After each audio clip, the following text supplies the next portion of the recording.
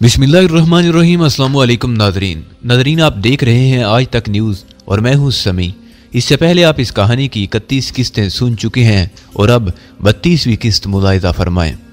नगनी का नाम सुनते ही मेरे जिस्म को जैसे बिजली का झटका सा लगा। मैंने अखबार पर अपनी नज़रें जमा दी। अखबार पर एक बड़ी सुर्खी के साथ ये खबर लगी थी कि एक डाकू औरत जिसको लोग नगनी डाकू के नाम से याद करते हैं, इन दिनों गिर के जंगलों में अपने गिरोह के साथ छुपी हुई है। खबर से मालूम हुआ कि सौराष्ट्र के देहाती इलाके में इसने कई जागीरदारों और साहूकारों का खून कर दिया है और पुलिस की पार्टियां इसकी तलाश में है। मेरा दिल तो जैसे जोर जोर से धड़कने लगा। ये सुधा नगनी के सिवा और कोई औरत नहीं हो सकती थी। वो मुंतकिम मिजाज औरत थी। कैद के दौरान पुलिस ने जरूर उस पर तशद्दुद किया होगा, जिसके रद्दे अमल में वो डाकू ही बन सकती थी। अब मेरा दिल सुधा नगनी से मिलने के लिए बेचैन हो गया। मेरा जहन किसी और अंदाज से सोचने लगा। पाकिस्तानी डॉक्टर फरीदी और उसकी बेटी के फरार के सिलसिले में मैं सुधा नगनी से मदद हासिल कर सकता था। सुधा नगनी को मेरे बारे में सब कुछ मालूम था, लेकिन चूंकि वो मुझसे मोहब्बत करती थी, इसीलिए उसने मेरे तमाम ऐब गवारा कर लिए थे। मैंने अखबार संतरी को वापस किया और नल पर जाकर आग बुझाने वाली बाल्टियों में ताज़ा पानी भरने लगा और मेरा दिमाग तेज़ी से काम कर रहा था। मेरे लिए अब लाजमी हो गया था कि मैं यहाँ से किसी तरह गिर के जंगल में जाकर सुधा नगनी से मिलने की कोशिश करूँ। इसका तरीकाकार यही था कि मैं अपने तौर पर जंगल में निकल जाऊं और सुधा नगनी से मिलने के बाद दूसरे या तीसरे दिन वापस आऊं तो कैप्टन सिंह से यह बहाना बना दूं कि मैं जंगल में रास्ता भूल गया था। कैप्टन सिंह की बंदूक मैंने उसे वापस कर दी थी। अगर शिकार के लिए बंदूक लेने बैठता हूं तो मुझे अगली इतवार यानी छुट्टी के दिन का इंतजार करना पड़ता और इतना वक्त मेरे पास नहीं था। हो सकता था कि हफ्ता भर के बाद सुधा नगनी इस इलाके से चली जाए, क्योंकि पुलिस उसका पीछा कर रही थी। अगरचे गिर के जंगल इतने घने और होलनाक थे कि वहां अगर कोई साल भर भी छुपा रहे तो पुलिस के सिपाही उसका खोज नहीं लगा सकते थे। फिर भी मैं हफ्ते की मोहलत नहीं देना चाहता था।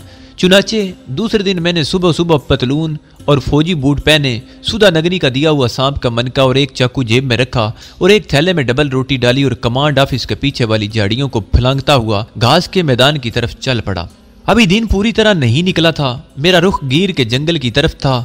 सूरज के निकलने तक मैंने घास के मैदान को अबूर कर लिया और बेआबाद मंदिर के तालाब वाले फौजी कैंप नंबर 2 से दामन बचाता हुआ गिर के जंगल में दाखिल हो गया। बुलंद दरख्तों के छतनारों में से धूप की तिरछी किरणें छिन छिन कर नीचे आ रही थी और दरख्तों में चिड़ियों की चहकारें गूंज रही थी। मेरे लिए ये जंगल अजनबी था, मगर दिल में अपने मिशन की लगन थी। इस लगन ने मुझे बेखौफ बना दिया था। वैसे भी एक तरबियत याफ्ता कमांडो की हैसियत से मेरा बेखौफ और सख्त जान होना एक कुदरती बात थी। मुझे कुछ मालूम नहीं था कि सुधा नगनी का गिरोह जंगल में किस जगह छुपा हुआ है, लेकिन मैं चला जा रहा था।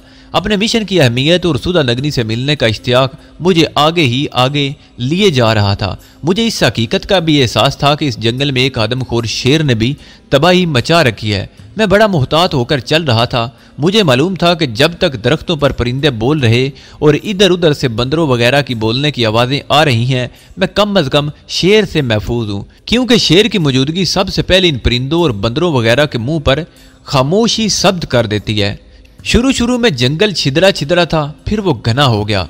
दरख्तों के तने साथ साथ उगे थे और बीच में झाड़ियां ही झाड़ियां थी। मैं अब कमांडो बनकर इस जंगल में से गुजर रहा था।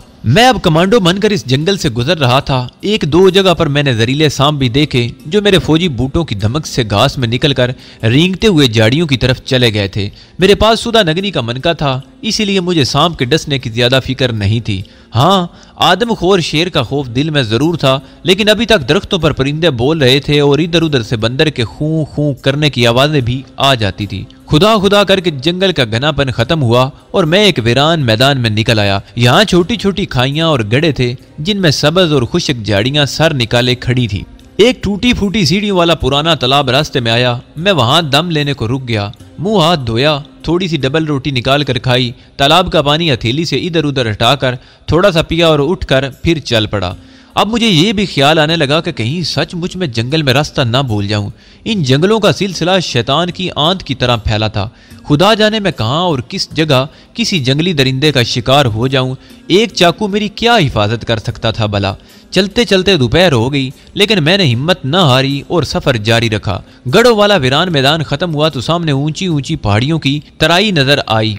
मैं एक जगह बैठकर सोचने लगा कि इस तराई में दाखिल होना चाहिए या नहीं, क्योंकि ये तराई दूर ही से इंतहाई घनी और शमालन जनूबन हद तक फैली हुई दिखाई दे रही थी। दिल ने कहा, उठो और हिम्मत न हारो, तुम अपने मकसद में जरूर कामयाब होगे।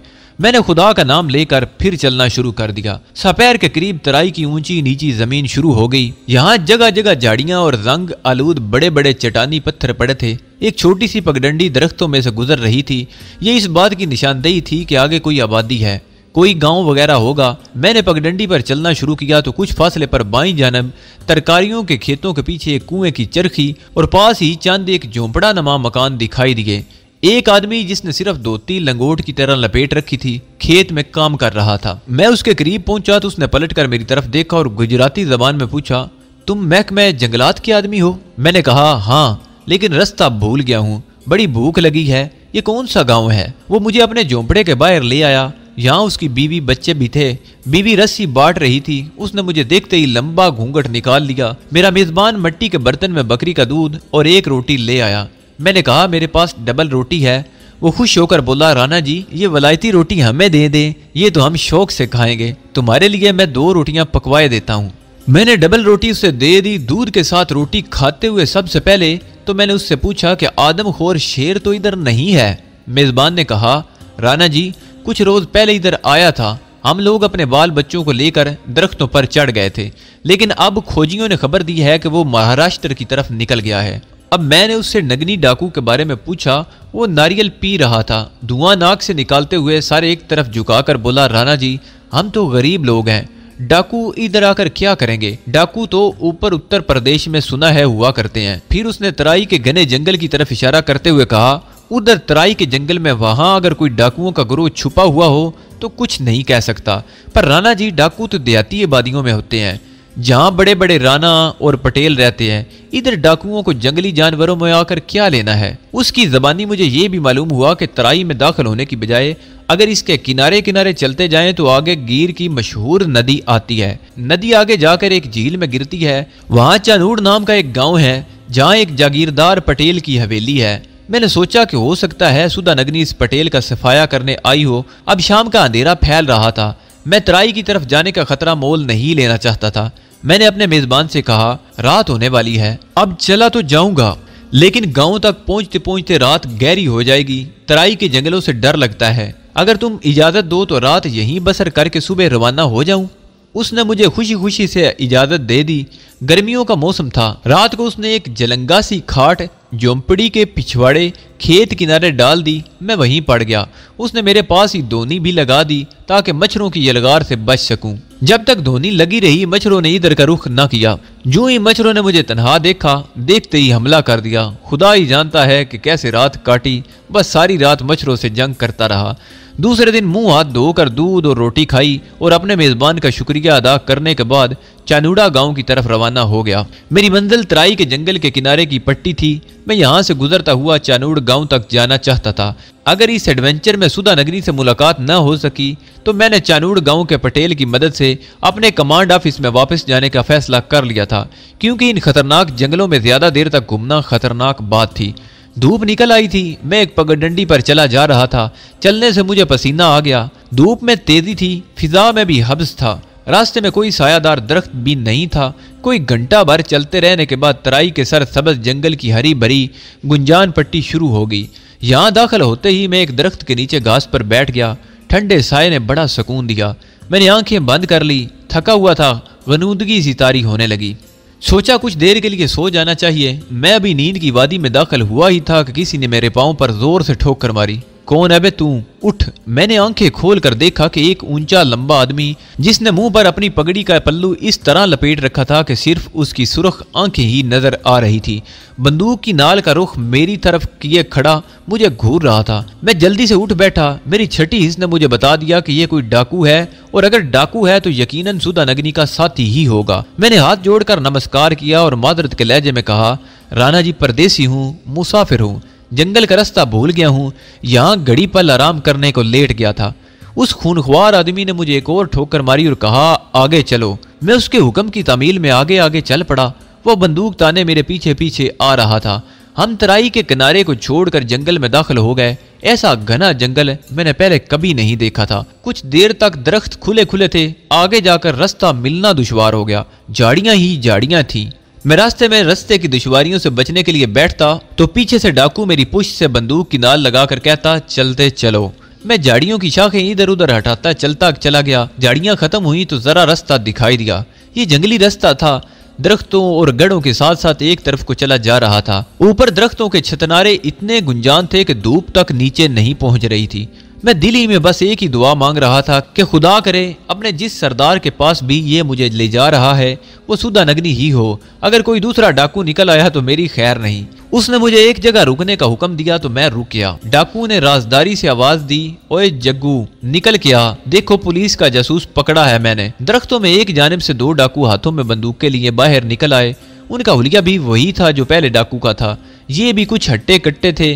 वो मेरे करीब आकर मुझे घूरने लगे। एक डाकू ने बंदूक की नाल मेरे माथे से लगा दी। दूसरा बोला, बग्गू उड़ा दे साले को, ये जासूसी करने आया था। जो डाकू मुझे पकड़ कर लाया था उसने ऐसा करने से मना किया। नहीं बग्गू, हम इसे सरदार के पास ले जाते हैं, हो सकता है कि इससे कोई मुफीद मालूमात मिल जाएं। ये गुफ्तगू उर्दू या हिंदी में नहीं बल्कि गुजराती जबान में हो रही थी। जब इसने अपने सरदार को मुजक्कर कहा तो मेरी रूह लर्ज उठी। कमबख्त, इनका सरदार तो कोई मर्द है। सुधा नगनी होती तो वो सरदार नहीं कहता। मैंने दिल में कलमा शरीफ का विर्द शुरू कर दिया क्योंकि अब मेरी मौत यकीनी थी। मैं अपने आप को कोसने लगा कि क्यों ख्वा मुखा इधर का रुख किया। अब वो डाकू भी हमारे साथ हो गए। जंगल के दरमियान एक जगह पुराना कुआं था। उसके पीछे एक पहाड़ी दीवार में गार का दहाना नजर आ रहा था। यहाँ मैंने डाकुओं को देखा कि दरख्तों के नीचे लंबी तान कर सो रहे थे और कुछ डाकू पहरा दे रहे थे। गार के दहाने पर भी एक डाकू बंदूक लिए पत्थर पर बैठा बीड़ी पी रहा था। कुछ फासले पर घोड़े चारा खा रहे थे। बग्गू ने यहाँ पहुंचते ही मेरे हाथ रस्सी से पीछे बांध दिए और कुएं की मंडेर पर बैठने का हुक्म दिया। मैंने ऐसा ही किया। कमबख्त, कहीं ये मुझे कुएं में तो नहीं फेंकने लगे। मैंने सोच लिया कि अगर कोई डाकू इस नीयत से मेरे पास आया तो मैं फ्लाइंग किक से उसकी खबर लूंगा। इसके बाद जो होगा देखा जाएगा। मुझे देखकर दो तीन डाकू अपनी मूंछों को तावत देते आपस में फहश मजाक करते मेरे करीब आ गए। जब उन्हें बग्गू ने बताया कि मैं पुलिस का जासूस हूं तो उन्होंने मुझे गालियां दी और परे हटकर खड़े हो गए। बग्गू डाकू ने गार के दहाने पर जाकर आवाज दी, सरदार, पुलिस का आदमी पकड़ा है, क्या हुक्म है मेरे लिए। मैं बेताबी से जवाब का इंतजार करने लगा। मेरा दिल कह रहा था कि अंदर से किसी औरत की आवाज आए, मगर कोई आवाज ना आई। उसकी जगह एक लंबी लंबी मूंछों वाला डाकू बंदूक कांधे पर डाले निकल आया। मेरी उम्मीद की आखिरी किरण भी बुझ गई। ये सुधा नगनी नहीं बल्कि किसी दूसरे डाकू का गिरोह था। मैंने नाउमीद होकर गर्दन एक तरफ झुका ली। नवार डाकू ने चीख कर कहा, गधे की औलाद, अगर ये पुलिस का आदमी है तो मुंह क्या तक रहे हो इसका। 303 की गोलियां तुम्हें किस लिए दी गई हैं। बग्गू डाकू ने 303 की राइफल को उठाया और नाल का रुख मेरी तरफ कर दिया। मेरी आंखों में एक बिजली सी कूद गई। मैं बेबस हो गया था। शायद यह मेरी जिंदगी की आखिरी रोशनी थी। मैं उछलकर एक छलांग लगाने ही वाला था कि गार से आवाज आई, सरदार कहता है इससे पहले पूछ गछ करेंगे। बग्गू कोई चिल्लाते चिल्लाते रुक गया। गार से आने वाले डाकू ने बताया कि सरदार खुद आ रहा है। मेरे जीने की कुछ उम्मीद पैदा हो गई थी। पूछगछ के दौरान मैं अपनी सफाई पेश कर सकता था और सरदार को यकीन दिला सकता था कि मैं डाकू नहीं हूं, बल्कि मैं उसे सुधा नगनी का हवाला देकर अपनी हमायत भी कर सकता था। सब डाकू इधर उधर हट गए। मेरे हाथ बंधे थे। मैं कुएं की मंडेर पर बैठा था। बग्गू डाकू थोड़े से फासले पर राइफल पकड़े खड़ा था। सबकी आंखें गार के दहाने पर लगी थी। मैं भी उधर ही देख रहा था कि देखिए गैब से क्या ज़हूर में आता है। इतने में एक खाकी पतलून और खाकी जैकेट वाला दरमियाने कद का डाकू, जिसके मुंह और सर पर कपड़ा बंधा हुआ था, नमूदार हुआ।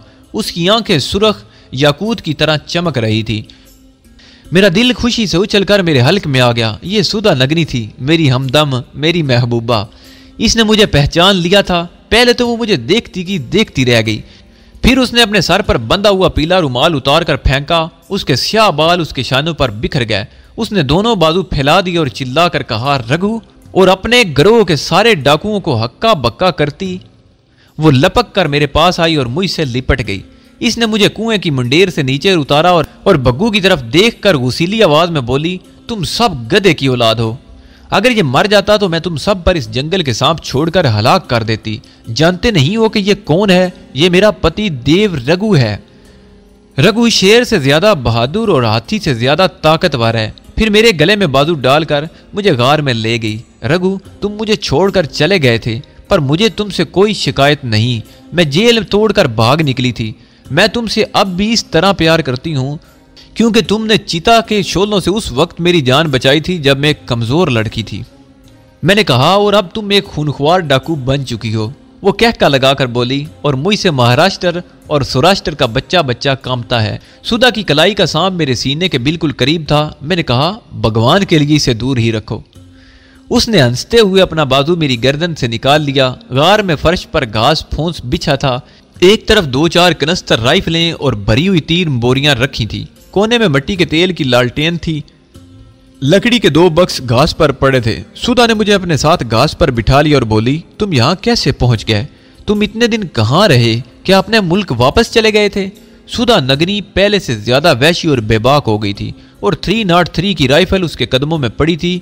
2 खंजर उसकी कमरे के साथ बंधे थे। चेहरा ज्यादा स्याह और आंखें ज्यादा सुर्ख हो गई थी। होंठ खुरदरे खुरदरे से हो गए थे। इसने बग्गू को आवाज देकर मेरे लिए ताड़ी मंगवाई। फिर मैंने उसे शुरू से लेकर आखिर तक अपनी सारी रुदाद सुना डाली। वो कभी हैरान होकर और कभी बड़ी मोहब्बत भरी आंखों से मुझे देखती रही। कलाई वाला सांप उसकी जैकेट पर रेंगता हुआ गिरबान की तरफ जा रहा था। मैंने सांप की तरफ इशारा करते हुए कहा, सुधा, तुम्हारा पहला सांप तो मर गया था ना? ये सांप दूसरा है क्या? सुधा की आंखें चमकने लगी। उसने अपनी मोटी जैकेट पर रेंगते हुए सांप को उंगली से छू कर कहा, यह मेरा दूसरा बेटा है, इसका नाम साहू है। सुधा नगनी ने सांप को अपनी जैकेट से उतारकर अपनी गोद में डाल लिया और फिर उसने अपना मुझे किस्सा सुनाया कि वह सुधा नगनी से नगनी डाकू कैसे बनी। बड़ौदा और अहमदाबाद जेल में एक आदमी को सांप से मार डालने के इल्जाम में पुलिस ने उस पर बेहद तशद्दुद किया। उसके खून से सांप का असर ज़ायल हो चुका था क्योंकि उसका सांप बेटा मर चुका था और उसका दूध किसी सांप ने नहीं पिया था। सुधा नगरी पुलिस के आगे बेबस थी। इस पर तरह तरह के जुल्म ढाए गए। सुधा का कोई वाली वारस तो था नहीं कि पैरवी करता। जिसने जैसा चाहा वैसा उसके साथ सलूक रखा। उसकी आंखों में अचानक एक बिजली सी कूद गई। बोली, बड़ौदा जेल का जेलर वो पहला राक्षस था जिसने मेरी इज्जत लूटी। मैं अभी तक उससे इस घनौने फेल का बदला नहीं ले सकी, लेकिन मेरे दिल में इंतकाम का शोला रोशन है। मैं बहुत जल्द बड़ौदा जाकर उस जेलर से इंतकाम लूंगी। फिर एक रोज मैंने एक हवालदार को खुद अपनी मर्जी से रिश्वत देकर अपने फरार पर राजी कर लिया और यूं एक रात जेल से भाग निकली। रघुपति देव, इसके बाद मुझ पर कियामत के दिन और कियामत की रातें गुजरी। मैंने तुम्हें जगह जगह तलाश किया लेकिन तुम कहीं ना मिले। तुम्हारा ख्याल इस बदहाल और मफलूकुल हाल में भी मेरे दिल में मेरे साथ साथ रहा। फिर बहुत जल्दी मैंने जंगल से एक सांप पकड़कर उसे अपना बेटा बना लिया और यूं मैं घाघरा दरिया के पार वाले जंगल के एक देहात में नाग देवी बनकर बैठ गई। लोगों ने सांप को मेरे सीने से लिपटा देखकर मेरी पूजा शुरू कर दी, मगर मैं नाग देवी बनकर अपनी इज्जत के दुश्मनों से बदला नहीं ले सकती थी। इसके लिए मेरे ज़हन में डाकू बन जाने का ख्याल परवरिश पाने लगा। जिस जंगल में मैं छुपी हुई थी वहां कुछ ऐसे आदमियों से मेरी मुलाकात हो गई जो या तो कत्ल करके भागे थे या जेल तोड़कर इस जंगल में पनाह गजीन हो गए थे। ये लोग मेरे पुजारी बन गए। मैंने इन्हें अपने साथ मिलाकर एक गिरोह बना लिया और खुद इनकी सरदार बन गई। मैंने उन्हें कह दिया था कि मुझे सरदारनी नहीं बल्कि सरदार कहकर पुकारा जाए, क्योंकि मैं असल में एक सांप हूँ जो इंसान बनकर औरत की शक्ल में जाहिर हो गया है। ये ज़ईफ़ुल एतकाद लोग थे, मुझ पर जान निछावर करने लगे। अब मैंने चुन चुन कर इन लोगों से बदले लेने शुरू कर दिए जिन्होंने कैद खाने के ज़माने में मुझ पर तरह तरह के जुल्म ढाए थे। मैंने उनमें से किसी एक को जिंदा ना छोड़ा। मैंने बड़ौदा के जेलर डिसाई को भी तलाश किया, मगर वह छुट्टी लेकर मदारस की तरफ निकल गया था। मुझे मर्द की ज़ात से नफरत हो गई थी। मैंने कई ऐसे मर्दों को खून में नहला दिया जो औरतों पर जुल्म करते थे। राइफल मेरे हाथ में आती तो मेरी उंगलियां थरकने लगती और मैं धड़ाधड़ फायरिंग शुरू कर देती। सुधा नगरी ताड़ी से भरी हुई 3 कटोरियां खाली कर चुकी थी। वो कभी कहका लगाती, कभी अपने दुश्मनों को याद करके उसकी आंखों से चिंगारियां झड़ने लगती, कभी मेरे गले में बाजू डालकर कहती, रघु तुम मुझे अकेला छोड़कर क्यों चले गए थे? तुम मुझे धोखा दे गए थे ना। मुझे इस डाकू औरत से खौफ आने लगा था। अब वो कातिल भी थी, कई इंसानों की कातिल, लेकिन उसमें किसी किस्म के शक की जरा सी भी गुंजाइश नहीं थी कि वो मुझसे वैश्यों की तरह का प्यार करती थी। उसके प्यार में वालेहानापन, वहशत और दहशत थी। मैंने कहा, सुधा मैं खुद जेल में था, क्या करता? बड़ौदा रेलवे स्टेशन से तुम्हें छोड़कर भागा तो अहमदाबाद में पकड़ लिया गया। कई माह जेल में पड़ा सड़ता रहा। फिर फरार होकर भागा तो कश्मीर की तरफ निकल गया। मैं मजबूर हो गया था। सुधा नगनी मुस्कुराई। उसके नारियल की तरह सफ़ेद दांत अब भी बड़े खूबसूरत और मोतियों जैसे थे। आंखें जो पहले केसरी रंग की हुआ करती थी अब इंसानों का खून बहाने से सुर्ख हो गई थी। मेरा हाथ अपने खुरदरे हाथों में थाम कर बोली, रघु तुम मेरे पति देव हो। मैं तुम्हें दिल से अपना पति मान चुकी हूँ। तुम सब जानते हो कि किस तरह इन लोगों ने मेरे माँ बाप को मारा, मेरे सांप बेटे को मारा। अब मैं डाकू नगनी हूँ, मगर तुम्हारे लिए वही सुधा नगनी हूँ जिसको तुमने चीता की आग से बचाया था। तुम मुझसे चाहे जैसा भी सलूक करो, मैं हमेशा तुमसे मोहब्बत ही करूंगी। मगर रघु वो चुप होगी। उसकी आंखों में एक अजीब सी दिलगदाज चमक आ गई। आवाज में सांप की सिसकार पैदा हो गई। कहने लगी, मगर रघु अब सांप साऊ मेरा बेटा है, मेरे खून में उसका जहर मिल चुका है। मुझे अफसोस है कि अब तुम मेरे साथ तल्लुकात कायम नहीं कर सकते, क्योंकि तुम मेरे जहर से हलाक हो जाओगे और मैं भला ऐसा कभी गवारा कर सकती हूँ? मैं तो कभी अगर वक्त आया तो देख लेना कि तुम पर अपनी जान कुर्बान कर दूंगी। मैंने सुधा नगनी का हाथ चूम लिया। वो इस वक्त मुझे खलूस से पैकर और मोहब्बत की देवी लग रही थी। सुधा नगरी और मैं इस वक्त तामिल जबान में बातें कर रहे थे। सांप कलाई के गिरद लपेटते हुए बोली, रघु मैं तुम पर जान भी देती हूँ, लेकिन ये मेरा बेटा साहू भी मुझे जान से ज्यादा अजीज है। मैं इसके बगैर और ये मेरे बगैर जिंदा नहीं रह सकता। बग्गू डाकू हमारे लिए ताड़ी का मटका लेकर अंदर आया तो सुधा ने उसे गुजराती में गाली देकर कहा, ले जाओ इस माँ के मटके को, मेरा पति देव आया है, इसके लिए हिरन का गोश्त पकाओ, जाओ। बग्गू चुपके से सलाम करके वापस चला गया। सुधा ने मुस्कुराकर कहा, ये लोग मुझे अपना सरदार ही नहीं बल्कि काली देवी का अवतार भी समझते हैं। मैंने इन्हें यकीन दिलाया है कि इस धरती के सारे सांप मेरे बेटे हैं। जो मुझसे दगा करेगा मैं उस पर सांप छोड़ दूंगी। मेरा सांप वो जहां कहीं भी होगा उसे डस कर हलाक कर देगा। इसीलिए ये सारे के सारे खूनी कातिल डाकू मेरे पुजारी हैं और मेरे एक इशारे पर जान कुर्बान करने के लिए तैयार हो जाते हैं। सुधा नगनी का वाकई गिरोह के डाकुओं पर बिल्कुल ऐसा ही असर था जिस तरह किसी करामत वाले जोगी का अपने पुजारियों पर होता है। ये बड़े जाबिर, खूनी और जराइम पेशा लोग थे, मगर सुधा नगनी के आगे भीगी बिल्ली बनकर चलते फिरते थे। मेरी बहुत खातिर मदारत की गई। वो रात मैंने सुधा नगनी के पास बसर की। सुधा नगनी ने मुझे बताया कि घाघरा के इलाके में पुलिस ने उसके गिर्द अपना हिसार तंग करना शुरू कर दिया था, इसलिए वो अपने गिरोह के साथ फरार होकर तराई के इस जंगल में आ गई है। मैंने सुधा नगनी को बताया कि अखबार में खबर छप चुकी है कि वो गीर के जंगल में कहीं छुपी बैठी है। सुधा नगनी बेख्तियार हंस पड़ी। पुलिस वालों की तो मैं जानी दुश्मन हूँ। मैं उनके हाथ में आने वाली शेरनी नहीं हूँ। वो मुझे गीर के जंगल में ढूंढते फिरें। मैं कल इस तराई से भी निकल जाऊंगी। अब तुम भी मेरे साथ रहोगे ना रघु? देखो अब मुझे छोड़कर ना जाना रघु, तुम मेरे पति देव हो। अब मैंने उसे पाकिस्तानी साइंसदान डॉक्टर फरीदी और उसकी बेटी नूरीन के बारे में बताया कि वो मेरे करीबी अजीज हैं और पाकिस्तान के रहने वाले हैं। इंडियन इंटेलिजेंस दोनों बाप बेटी को अगवा करके यहाँ ले आई है। डॉक्टर फरीदी रखेलपुर कस्बे वाली इंडियन पोस्ट और उसकी बेटी गीर के जंगल के किनारे पुराने मंदिर वाली इंडियन पोस्ट की तहवील में है और मैं इन दोनों को इंडियन आर्मी की कैद से निकाल कर वापस पाकिस्तान पहुंचाना चाहता हूं और इस सिलसिले में मुझे इसकी मदद की जरूरत है। सुधा नगरी डाकू के स्याह ऊंटों पर एक मैनी खेज मुस्कुराहट नमूदार हुई। मेरे हाथ को चूम कर बोली, रघु तुम मेरे पति देव हो। तुम जो कुछ भी कहो मैंने तुम्हें मन से कबूल किया है। अब तुम्हारी सेवा मेरा धर्म है, मेरा प्रेम है। बस मुझे ये यही कहता है कि मैं तुम्हारी खातिर अपनी जान भी कुर्बान कर दूं। मैं तुम्हारी जरूर मदद करूंगी, लेकिन रखेलपुर वाली फौजी चौकी पर फौज की नफरी ज्यादा है। वहां मशीन गनों के मोर्चे भी लगे हैं। गीर वाली चौकी के बारे में मुझे ज्यादा इल्म नहीं। मैंने उसे बताया कि गीर के जंगल वाली चौकी पर सिर्फ 15-20 फौजी ही तैनात हैं और सिर्फ एक मोर्चा और एक फील्ड ऑफिस बैंकर है। सुधा नगनी ने कहा, रखेलपुर वाली चौकी के बारे में अगर तुम्हारी इतला दुरुस्त है तो उसकी बेटी को यहाँ से निकाला जा सकता है। मैंने कहा, बेटी को हम निकाल कर ले जाने में कामयाब हो गए तो उसके बाप की निगरानी कड़ी कर दी जाएगी और उसका फरार मुश्किल हो जाएगा। लेकिन मैं चाहता हूं कि हम नूरीन को पहले निकालने की कोशिश करें, क्योंकि वो एक औरत है, वो ज्यादा तशद्दुद बर्दाश्त नहीं कर सकेगी। सुधा नगरी की आंखें चमकने लगी। वो सांप की तरह सिसकार की आवाज में फुनकारी, मैं किसी औरत पर मर्द का जुल्म बर्दाश्त नहीं कर सकती। मैं तुम्हारे साथ अपने आदमी लेकर चलने को तैयार हूँ। ये एक जुआ था, मगर मैं दाव लगा देना चाहता था, क्योंकि मैं अकेला इस पोजीशन में नहीं था कि नूरीन को निकाल कर किसी महफूज जगह पर ले जा सकूं। अगरचे मुझे मालूम था कि अगर हम नूरीन को निकाल ले जाने में कामयाब हो गए तो दोनों तरफ बहुत लोग मरेंगे।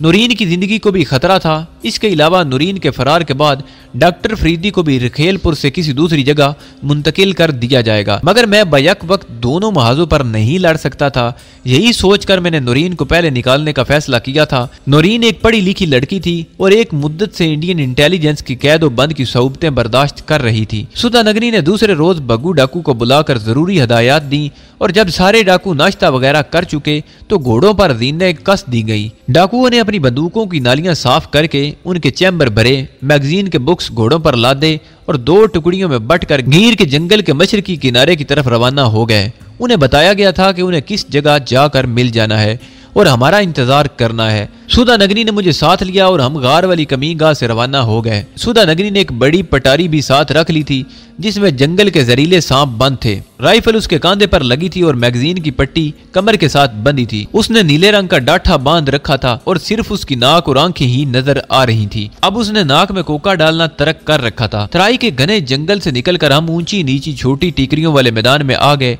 हमने ये तय कर रखा था कि अगर सुधा नगरी नूरीन को निकालने में कामयाब हो गई तो वो उसे लेकर तराई के जंगल वाले गार में छुप जाएगी और मेरा इंतजार करेगी, क्योंकि मुझे हमला शुरू होने के बाद वापस रखेलपुर की तरफ भाग जाना चाहिए था ताकि मुझे कोई फौजी देख न ले और मैं रखेलपुर कमांड ऑफिस में जाकर कैप्टन सिंह के सामने पेश हो सकूं और मुझ पर शक न किया जाए। मेरे सामने डॉक्टर फरीदी वाला मिशन भी था। टीकरियों वाले मैदान से निकलकर हम गीर के जंगल के सामने आ गए। यहाँ हमसे सुधा नगरी के दूसरे डाकू साथी भी आन मिले। इन डाकुओं की नफरी 125 के करीब थी। सबके पास बंदूकें थी, राइफलें और असला मैगजीन मौजूद था। हम गीर के जंगल में घुस गए। इस जंगल में सफर करते करते दिन डूब गया और जब हम जंगल के मशरकी किनारे पर पहुंचे तो सामने घास का मैदान था और इसके पीछे मंदिर के पुराने तालाब वाली फौजी चौकी थी। मैंने सुधा को इस फौजी चौकी के दरख्तों की तरफ इशारा करके बताया कि वहां नूरीन एक कमरे में कैद है। सुधा नगरी ने कहा, इस वक्त शाम हो रही है, हम हमला पिछले पहर करेंगे, लेकिन पहले तुम्हें मुझे चलकर ये जगह दिखानी होगी। डाकुओं ने जंगल के किनारे झाड़ियों में बिखर कर डेरा लगा लिया। किसी ने लालटेन या आग न जलाई। रोटियां वो गार वाली कमीगाह से ही पकाकर साथ लाए थे। जब अंधेरा गहरा हो गया तो सुधा नगरी ने मुझे साथ लिया और पुराने मंदिर वाली फौजी चौकी की तरफ चल पड़ी। हम पैदल चल रहे थे। हमने अपने जिस्मों पर स्याह पतली चादरें लपेट रखी थी।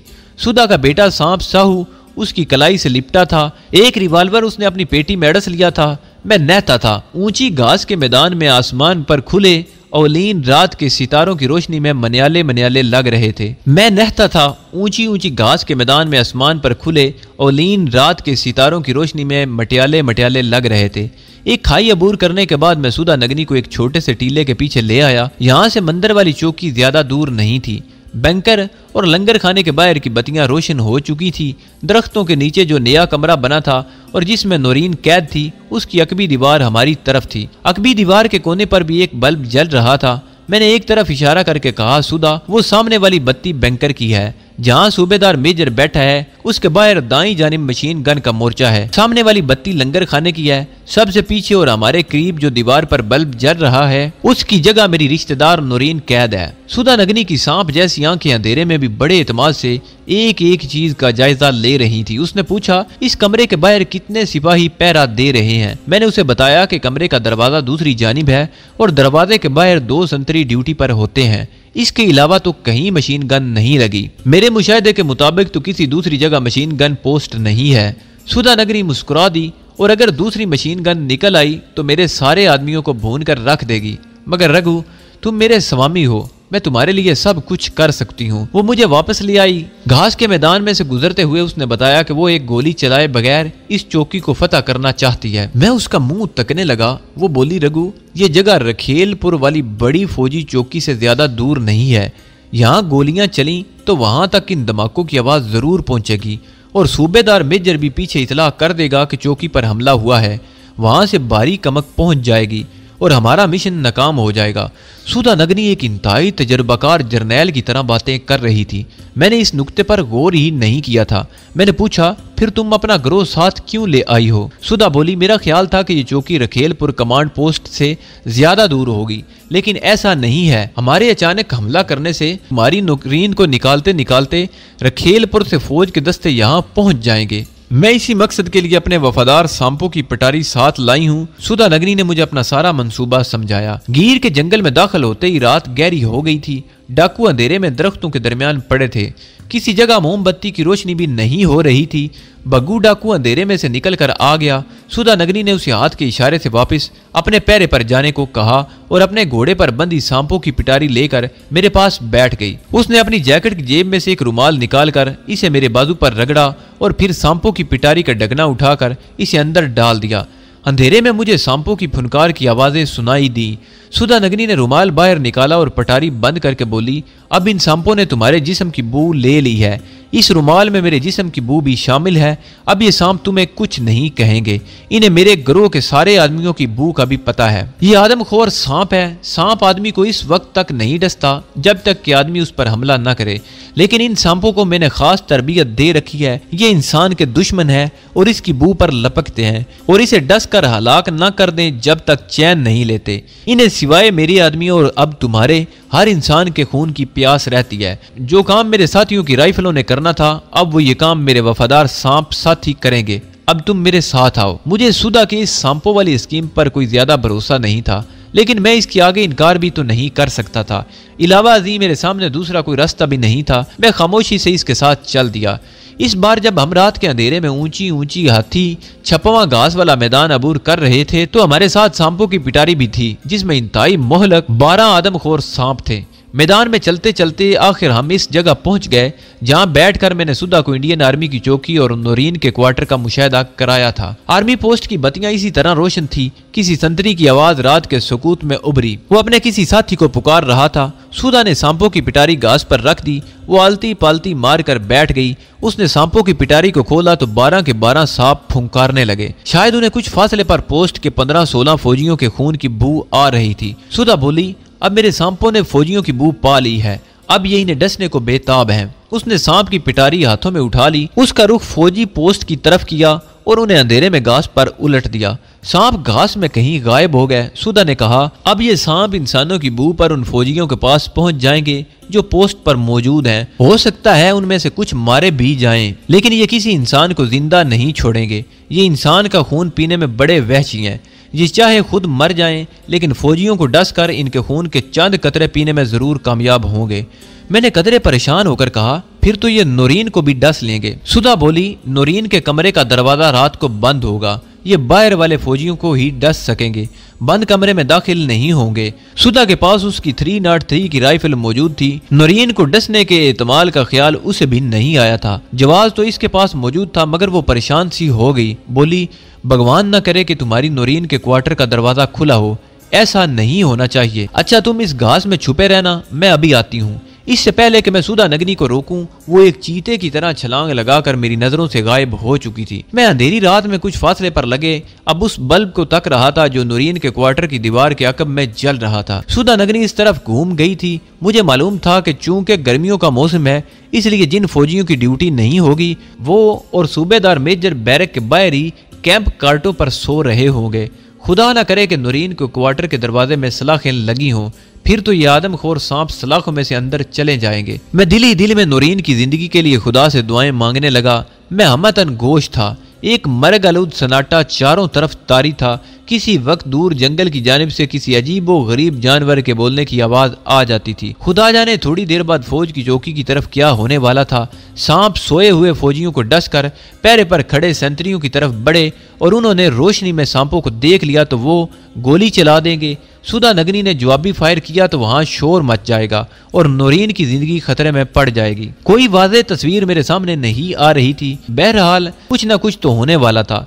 मुझे अपने दिल के धड़कने की आवाज साफ सुनाई दे रही थी। सांपों और सुधा नगनी को गए 10-12 मिनट गुजर चुके थे। फिर अचानक चौकी की तरफ से एक चीख की बुलंद आवाज हुई। उसके साथ ही फायर का धमाका हुआ। उसके जवाब में 3 फायर हुए और फिर सन्नाटा तारी हो गया। यह सन्नाटा गोलियों के धमाकों से ज्यादा दहशतनाक था। न जाने वहां क्या हो चुका था। मैं उधर जा भी नहीं सकता था कि अगर कोई फौजी मुझे वहां देख लेता तो मैं वापस कैप्टन सिंह के पास नहीं जा सकता था। मैं अपनी जगह दुबका बैठा रहा। सांपों की खाली पटारी मेरे पास ही पड़ी थी। पोस्ट की जानिब से मशीन गन चलने की आवाज नहीं आई थी और दोबारा राइफल का फायर भी नहीं हुआ था, जिसका मतलब यही था कि सांपों ने अपना काम कर दिया था। मेरा दिल इस खौफ से लर्ज रहा था कि कहीं सांपों ने नूरीन को भी न डस लिया हो। फुनकारों की आवाज़ आई, मैं पीछे हट गया। सितारों की फीकी रोशनी में मुझे कुछ सांप तेजी से घास पर रेंगते नजर आए। वो पटारी में घुस गए। सांप अपना मिशन पूरा करके वापस आ रहे थे। मेरी आंखें नूरीन के क्वार्टर की तरफ लगी हुई थी। अकबी दीवार वाला बल्ब इसी तरह रोशन था। वहां एक मुहिब सन्नाटा छाया हुआ था। फिर मुझे दो इंसानी साए भागते हुए अपनी तरफ आते नजर आए। मेरा दिल धड़क उठा। मैं आंखें फाड़े देख रहा था। साए करीब आए तो मैंने सुधा को पहचान लिया। उसके साथ भी एक दुबली पतली लड़की थी जो झुकी झुकी भाग रही थी। मेरी जान में जान आई, ये यकीनन नूरीन ही थी। सुधा मेरे पास आकर बैठ गई। रघु, ये लो तुम्हारी अमानत मेरे स्वामी।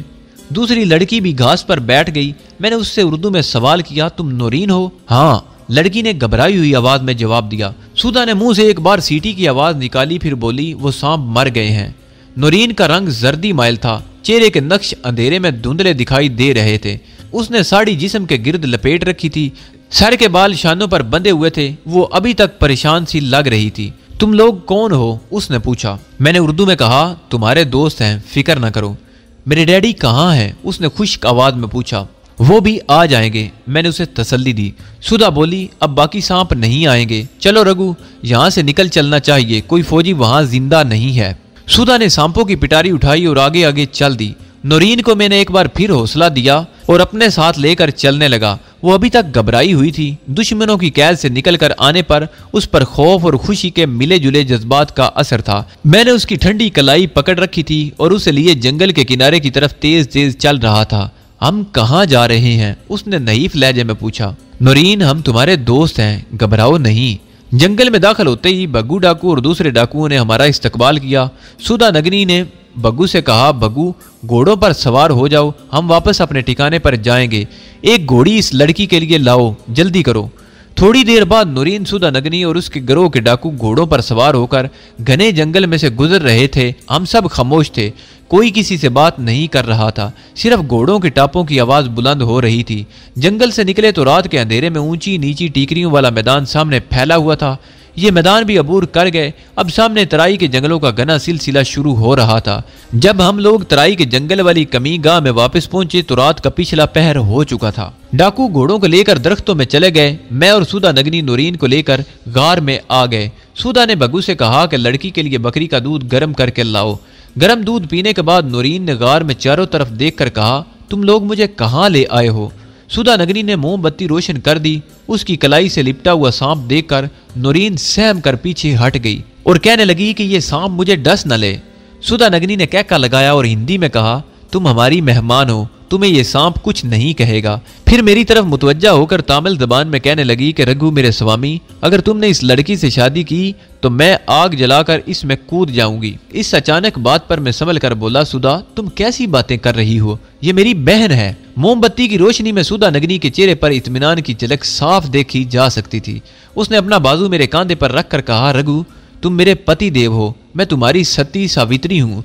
तुमने मेरे दिल से बहुत से बड़े शक को दूर कर दिया है। अब ये बताओ कि तुम रखेलपुर जाकर मेरे पास कब आओगे और इस लड़की को हमें कहाँ पहुँचाना होगा? मैंने सुधा से कहा कि सबसे पहले तो मुझे इस लड़की को ये बताना है कि हम कौन हैं और इसे यहाँ क्यों लाए हैं और यहाँ से इसे कहाँ लेकर जाएंगे। सुधा नगनी ने अपनी राइफल को परे खिसकाया और बोली, हाँ मेरी जान, बता दो इसे। अब मैंने उर्दू जबान में नूरीन को बताया कि मैं कौन हूँ और किस मिशन पर वहाँ आया हूँ। सुधा नगरी का भी मैंने मुख्तसर तारुफ करवा दिया। नूरीन, तुम्हें फिक्र करने की बिल्कुल भी ज़रूरत नहीं है। तुम्हें फरार करवाने के बाद वहाँ जो हालात पैदा होंगे उन्हें हम संभाल लेंगे। मैं सुबह सुबह रखेलपुर जाऊँगा जहाँ तुम्हारे डैडी को हिरासत में रखा हुआ है। मैं अब उन्हें निकालने की कोशिश करूँगा। तुम इस वक्त तक सुधा के पास रहोगी। सुधा बड़ी ग्रेट औरत है, ये तुम्हारा हर तरह से ख्याल रखेगी और घबराना बिल्कुल भी नहीं। जब तुम्हारे डैडी भी तुमसे आन मिलेंगे तो फिर मैं तुम्हें इंडिया का बॉर्डर क्रॉस करवा कर पाकिस्तान पहुंचा दूंगा। नूरीन का खौफ काफ़ी हद तक दूर हो गया था। उसने मुझे बताया कि उनके साथ इंडियन इंटेलिजेंस वालों ने बहुत तशद्दुद किया, लेकिन जिस फार्मूले की जुज़ियात वो हमसे मालूम करना चाहते थे मैंने और डैडी ने अभी तक नहीं बताया। हमने उन्हें यही कहा कि इस फार्मूले के बारे में हमें कुछ मालूम नहीं है और वो अपने एटमी प्रोसेसिंग के फार्मूलों के बारे में हमसे ज़रूर मदद लेते रहे थे। अब वो हमें मज़ीद तशद्दुद और पूछगछ के लिए राजस्थान के किसी खतरनाक किले में भेजने वाले थे। मैं नूरीन की बातें बड़े गौर से सुन रहा था। और इतने में मुझे खराटों की हल्की हल्की आवाज आई। मैंने देखा कि सुधा नगनी दीवार से टेक लगाए सो गई थी। उसका सांप बेटा उसकी कलाई से उतरकर दीवार की तरफ बढ़ रहा था। ये औरत कोई डाकू है या सपेरन है? इसके सांपों ने वो काम दिखाया जो फौज की पूरी कंपनी नहीं कर सकती थी। एक सांप मेरे क्वार्टर की तरफ भी आ रहा था कि ये औरत किसी तरफ से निकल आई और इसने उस पर फायर करके उसे मार डाला। फिर ऊपर से फौजियों ने गोलियां चलाई, मगर इन सांपों ने डस कर उनका काम भी तमाम कर दिया। मैंने कहा, यह सुधा नगनी है, मेरी बहुत पुरानी दोस्त है। कभी पाकिस्तान में मुलाकात हुई तो तुम्हें अपनी पूरी दास्तान सुनाऊंगा। ये दास्तान तलिस्म हो शरबा से भी कम नहीं है। नूरीन फिक्रमंद होकर बोली, मुझे अब अपने डैडी की तरफ से परेशानी है। मेरे फरार के बाद उन पर बड़ी सख्ती की जाएगी। मैंने कहा, उन पर सख्ती करके भारतीय इंटेलिजेंस को कुछ नहीं मिलेगा। हाँ, तुम्हारी तलाश में वो जमीन आसमान जरूर एक कर देंगे। बहरहाल अब तुम आराम करो, सुबह मैं तुम्हारे जागने से पहले पहले यहाँ से निकल जाऊंगा। सुधा तुम्हें बड़ी हिफाजत से रखेगी। मैं बहुत जल्द तुमसे आन मिलूंगा। तुम्हारे डैडी को मैं ये पैगाम जरूर पहुंचाने की कोशिश करूंगा कि तुम खैरियत से हो। और हाँ, सुधा नगनी बड़ी अच्छी औरत है। ये देखने में वैसी लगती है लेकिन दिल की बड़ी अच्छी है। मैं सुधा नगनी से पहले ही उठ बैठा। मैं दरख्तों में एक जगह सोया था। सुधा और नूरीन गार में सोई थी। सुधा नगनी ने उठते ही डाकुओं को कोच का हुक्म दिया। डाकू चलने की तैयारियों में मसरूफ हो गए। मैं भी चलने को तैयार था। सुधा नगनी मेरे पास आई। वो नदी में या किसी तालाब में नहाकर आ रही थी। उसके स्याह बाल खुले थे और कान के ऊपर सुर्ख फूल लगा था। बाजू भी खुले थे और सांप बेटा कलाई से लिपटा था। वो मुझे बड़ी अदा से बाजू से पकड़कर एक तरफ ले गई और तामिल जबान में बोली, रघु, अब मुझसे अलग न होना, जल्दी मेरे पास आ जाना। मैं आंखें बिछाए तुम्हारा इंतजार करूंगी। मेरा प्रोग्राम यह है कि मैं अपने गिरोह को लेकर गिर के जंगल से बहुत दूर निकल जाऊंगी, क्योंकि पहले तो पुलिस मेरे पीछे थी, अब फौज भी मेरा ताकुब करेगी अगर उन्हें शक पड़ गया तो। क्योंकि पहले तो पुलिस भी मेरे पीछे थी, अब फौज भी मेरा ताकुब करेगी अगर उन्हें शक पड़ गया तो। बहरहाल तुम्हें अपना ठिकाना बताए देती हूँ। गिर के जंगल के जुनूब में दरियाए गारमक बहता है। उस दरिया के पास 7 कोस के फासले पर अमरेली का चौका ढाबे शुरू होता है। ये 3 कोस लंबा वीरान इलाका है। आगे नरुल्ला की चट्टानों की वादी है। इस वादी में दिन के वक्त भी डर के मारे कोई नहीं जाता, क्योंकि ये वादी जहरीले सांपों से भरी पड़ी है। इस वादी में पश्चिम की जानिब एक पहाड़ी है जिस पर बड़ी बड़ी चट्टानें सर उठाए खड़ी हैं। मेरा ठिकाना इस पहाड़ी के दामन में होगा। तुम जब इस पहाड़ी के दामन में पहुंचोगे तो मेरे आदमी खुद तुमको मिल जाएंगे। और हाँ, सांपों की वादी से मत घबराना, तुम्हें इस इलाके में कोई सांप नहीं काटेगा। मैंने सुधा नगनी को उसका दिया हुआ मनका दिखाया तो खुश होकर उसने मुझे अपने साथ लगा लिया और बोली, तुमने मेरी निशानी अभी तक अपने पास रखी है रघु। फिर उसकी आंखें उदास होकर एक तरफ जम गई। रघु, मुझे अपना पहला सांप बेटा बहुत याद आता है, जिसको इस दुनिया वालों ने पांव से कुचल डाला। उसके हलक से सिसकारी की आवाज निकली और बोली, मैं अपने बेटे का इंतकाम मरते दम तक लेती रहूंगी। मैं सुधा नगनी से रुखसत होकर तराई के जंगल में नदी की तरफ चलने लगा। ये नदी आगे चानूड़ गांव के करीब से खम खाकर गुजरती थी। मैं चाहता था कि चानूड़ गांव वालों की मदद से अपनी कमांड पोस्ट तक पहुंचूं, ताकि कैप्टन सिंह और दूसरे फौजियों को शक न हो कि नूरीन के अगवा में मेरा भी हाथ हो सकता है। चानूड़ गांव वहां से ज्यादा दूर नहीं था। मैं सूरज निकलते ही इस गांव में पहुंच गया। ये एक अच्छा खासा गांव था। मैं पूछता हुआ पटेल के घर पहुंच गया और उससे बताया कि मैं रखेलपुर की फौजी पोस्ट के कैप्टन सिंह का अर्दली हूँ। जंगल में शिकार खेलने निकला था कि रास्ता भूल गया हूँ। मुझे वहां पहुंचा दो तो तुम्हें इनाम दिलवाऊंगा। पटेल खुद भी किसी फौजी अफसर को खुश करना चाहता था और मुझे जल्दी मालूम हो गया कि वहां से रखेलपुर वाली पोस्ट 10 किलोमीटर के फासले पर है। उसने मुझे रोटी और चाय दी, फिर घोड़ी पर बिठाकर एक आदमी साथ कर दिया। मैं 10 साढ़े 10 बजे अपनी कमांड पोस्ट पर पहुंच गया। कैप्टन सिंह अपने ऑफिस के बाहर टहल रहा था। उसके अंदाज में बेचैनी थी। ये बेचैनी क्यों थी, मैं इसे बेहतर तौर पर समझ सकता था जब मैंने उसे सल्यूट मारकर बताया कि मैं किस तरह 2 रोज तक जंगल में रास्ता भूलकर भटकता फिर रहा था और चानूड़ के पटेल ने अपने आदमी को साथ किया तो यहाँ पहुंचा। उसने मुझे धक्का देकर पीछे गिरा दिया और गुस्से में गरजा, तू अपनी बक बक बंद कर ओए।